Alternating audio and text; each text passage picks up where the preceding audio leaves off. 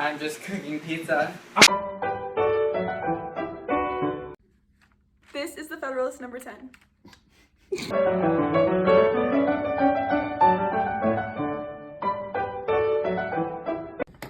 Madison uses many either-or statements to further his purpose. Throughout the paper, he compares between ideas. He uses this rhetorical strategy not to blatantly state his point, but to guide the reader to his opinion. His use of either-or is extremely effective because the reader doesn't feel like they're being lectured, but instead they are learning, following their line of logic, and coming to their own conclusion and opinion.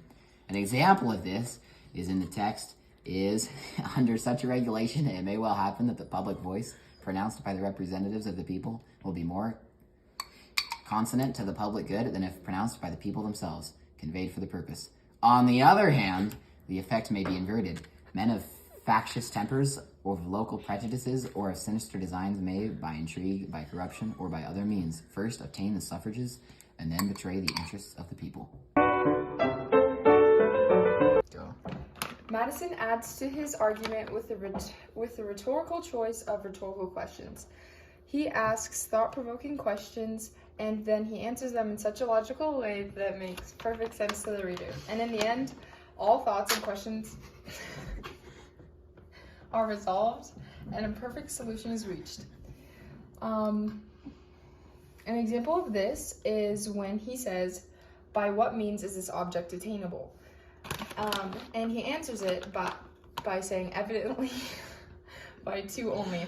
Either the existence of the same passion or interest in the majority at the same time must be prevented, or the majority having such coexistent passion or interest must be rendered by the number and local situation unable to concert and carry into effect schemes of oppression."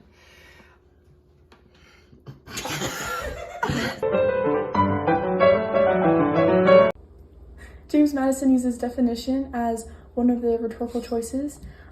Faction is used as one of the definitions, meaning people who are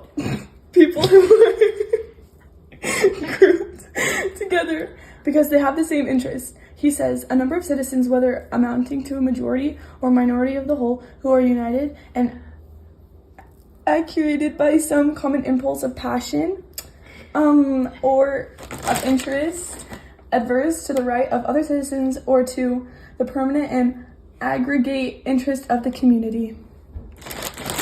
He also uses republic, and he defines it. A type of government. A government in which the scheme of representation takes place, opens a different prospect, and promises the cure for which we are seeking.